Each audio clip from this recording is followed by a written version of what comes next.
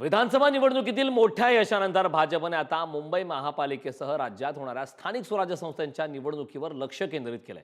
यासाठी अधिकाधिक तरुणांना भाजपसोबत जोडण्याचा संकल्प भाजपने केलाय। त्यासाठी भाजपकडून राज्यभर विशेष सदस्यत्व नोंदणी अभियान राबवलं जात आहे। नागपूरमधून मुख्यमंत्री देवेंद्र फडणवीस यांच्या हस्ते सदस्यता नोंदणी मोहिमेची सुरुवात करण्यात आली।